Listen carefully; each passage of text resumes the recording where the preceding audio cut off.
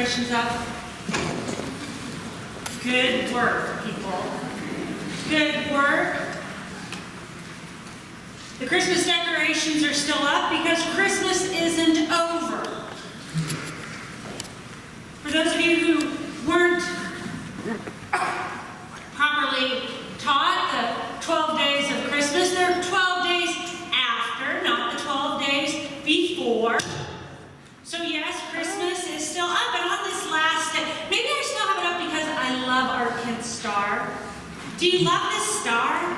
I love this star, and I loved this on Christmas Eve. It was just, the way the stars lit up this space was just magic. Maybe I want to leave it up to remind me of the way the kids came down with their angel news, ringing their bells at the 4 o'clock service. As Suzanne said, the angels begin the story. Maybe the kids should be the angels and begin the story, and it was just perfect. Maybe I want to keep singing Go Tell It on the Mountain the way Calvin Arsenia's harp sang it with that weird syncopation that he played on that harp, and I want to continue the beautiful melodies that the choir, gosh, when you look at them on the back of this and the way the metallic of these choir robes just sort of twinkle like their own little stars, or the joy on these littles' face of ate a potato. Maybe we just want to make it last a little longer. And it's the last day of Christmas, and Kevin and Will and the other Christmas elves will begin to take things down. You can take a poinsettia after worship if you'd like. That would help Kevin tremendously this week, right? Yes, he's nodding. Many of you have been over it for days. I know at 8:30 that there were some who were like, we were over on the 26th. Some of you have already vacuumed up your dry, dead garland that was stuck into the carpet. You've been done with carols for some time, and you've moved on to Valentine's Day. But since I refused to be an Advent traditionalist during December, I decided I better stick to my principles and properly celebrate Epiphany, hence the star. All throughout December, we shouted that we needed a little Christmas right this very minute. Some of us sang it more loudly than others. From the very first week, I preached about how I was searching, like Suzanne took the kids on a hunt for the baby Jesus. And seriously, all of you shaking your head, no, I've seen baby Jesus. Maybe you missed Christmas Eve. Maybe you were at home with wassail or eggnog or something. I don't know. But on this Sunday, we find ourselves still searching here alongside the Magi, searching for the child. What were we searching for this season? Like so often is the case, this scripture leaves me with more questions than answers. I wonder if the wise ones knew really what they were looking for. Yes, they were looking for the baby king, but did they really know? I wonder if they knew what would happen when they got to their destination under that star. Did they know all that their journey would unfold?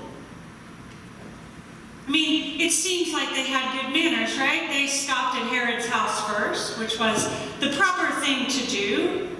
Surely the current king knew about the new one, right? Except he didn't. God's communication strategy was a little more subversive, and rightfully so.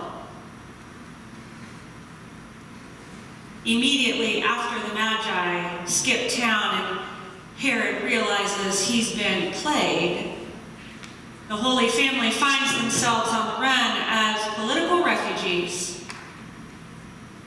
just escaping the murderous Herod as he sends his military to do his bidding, to slaughter the littles.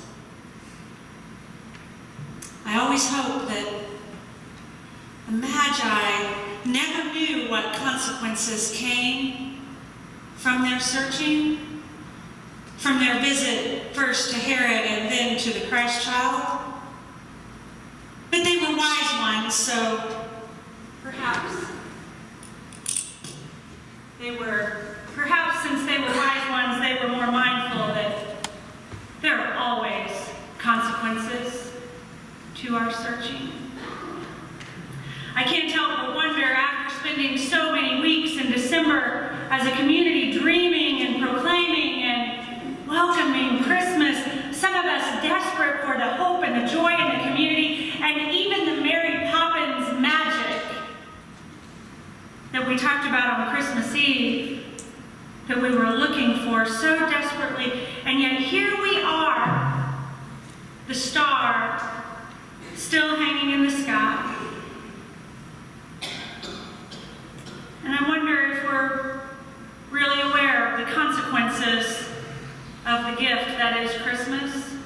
That there are always consequences if we have a real encounter with the Holy.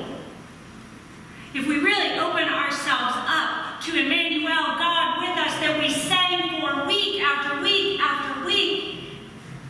What were we searching for? Did we know the consequences of our search? You know, sometimes you have this bag, a gift bag, you know, and it's got like 47 pounds of tissue paper in it. And you pull it out and you see what's on the top and you thank the person, and then whatever small child is collecting the trash of wrapping paper and things, you go to dump it in until someone says, "Oh wait, there's more in the bottom." The what's more in the bottom of this story are the next few verses that the lectionary doesn't give us. The story stops at verse 12, but if we keep reading, the very next verses give us the gift of a double-edged sword. You know the carol that came upon a midnight clear? You know, it came up, blah, blah, blah. I think we sang it on Christmas Eve. It tells the story, and it's a beloved carol, and I discovered something a couple weeks ago. I discovered that one of the original verses from 1849 isn't in our hymnal. And it's in none of the hymnals that sit on the shelf behind my office, in my office. It's as if there's this third verse that has been packed away with old ornaments that we leave in a box and don't hang on our beautiful trees, perhaps because we're embarrassed of it. We sing the verses about the angels and their harps.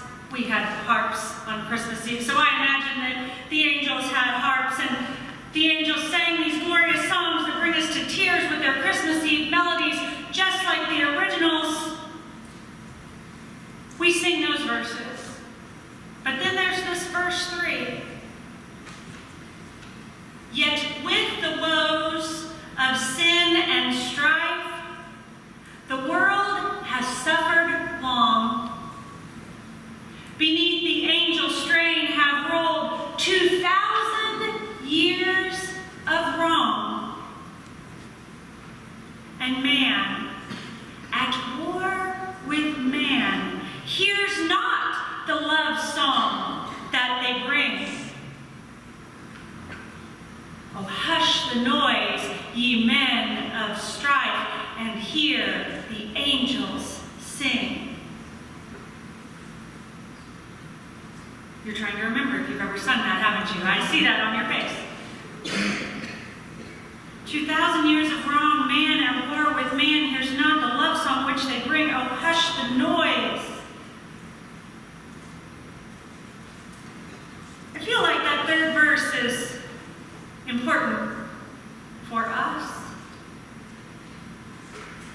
At least it's becoming important for me, challenging me in this new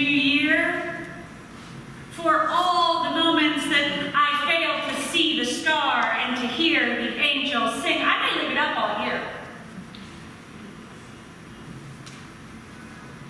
I think that's Herod's problem, right? Herod was not able to hear their song. They didn't come to Herod, or at least the story doesn't tell us that they did. He certainly didn't see the star in the sky, and then even once they came, he still didn't know which way to go to follow that star. I suppose perhaps there's a double-edged lesson for us in this as we begin a new year together. I think the first perhaps is, so often we try to identify with the wise ones and the searching, but I wonder if we do that so that we can avoid the fact that sometimes we're more Herod than we'd like to think. Not paying attention to the star that shines so brightly that people from other places have come to see it and to follow it and to discover what lays underneath it, what lies underneath it.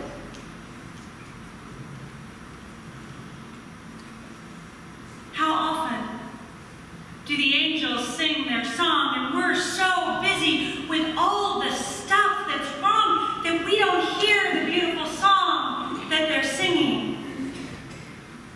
Or there's so many lights in the sky of our world that we are blinded to the one that is guiding us. The second side of that sword, I think, is for us as wise ones and seekers. I think the double edge on that sword is finding the unexpected consequences of what our search for Christmas leaves us with. We get searching and going along, and suddenly we get derailed, and as the scripture says, we have to go home by another way. Right? Isn't it nice when you know your way somewhere and you don't even have to turn the GPS on and it's familiar, and you go down to where old, Mrs. Jones lived, and you turn right, and then you go down to the 7-Eleven and you turn left, right? Well, what happens when the 7-Eleven becomes a quick trip and you keep telling people to turn left at the 7-Eleven and they can't find it? Or the road gets blocked because they're fixing a bridge on 435 and you have to go home by a different way, and suddenly, how does this GPS thing work? I think that's the real message of Epiphany, at least for me this year, is home by another way. Kids, who knows why they went that way? After an encounter with the holy, after an encounter with the divine, there is no going back the way we came. Not if it's changed you in some way. And for us as a community, I think 2018 brought us so many powerful encounters with God and with one another. And we are different on this day than we were last year on this day. We are different because some of you weren't here last year on this day. New ones have joined our journey. Some of us have had an encounter with the cross that was so powerful that we know that there's no way to go back the way we came.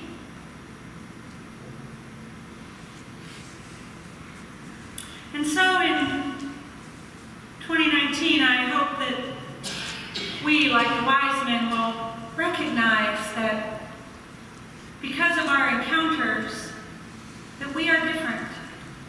Because of their encounter with the Holy One, the whole world was different.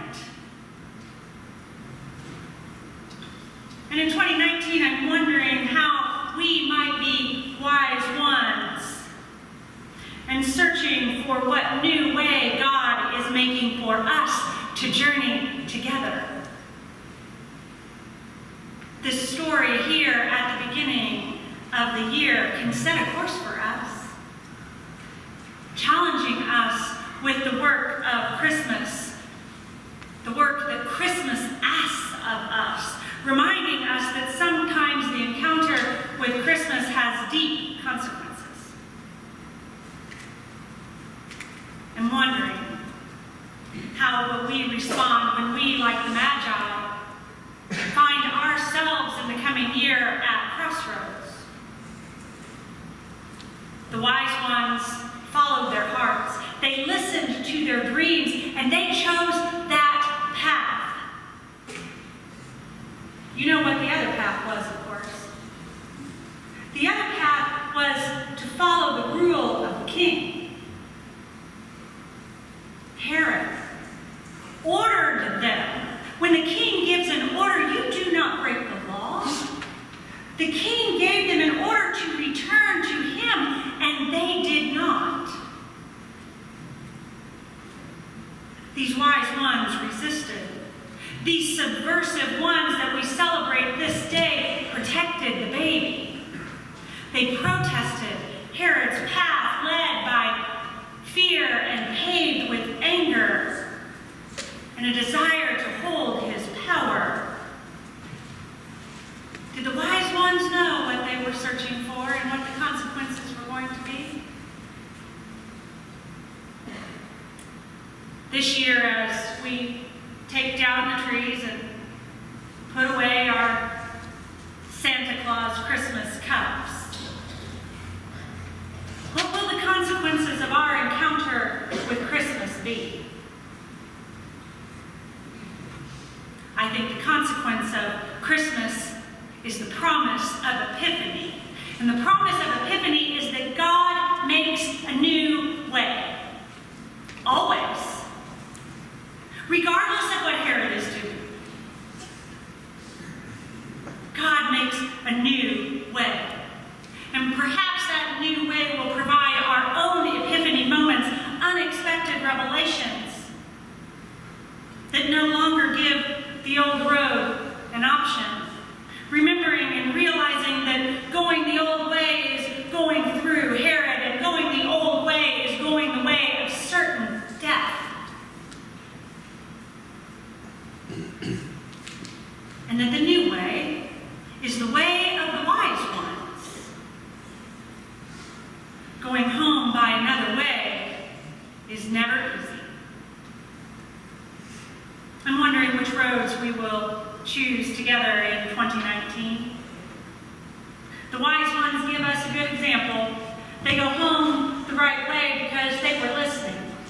They were listening for the voice of Emmanuel. They were listening to the voice of their dreams. They were listening for the road of the heart. Present to God's ways over the ways that the culture and the world might demand or expect. That is the promise of Epiphany. So my prayer for us this new year is that week after week after week, we will choose the way of the Magi. We will choose to be Magi. Always searching, always dreaming, always choosing the road paved with love. May it be so. May it be so for us this year.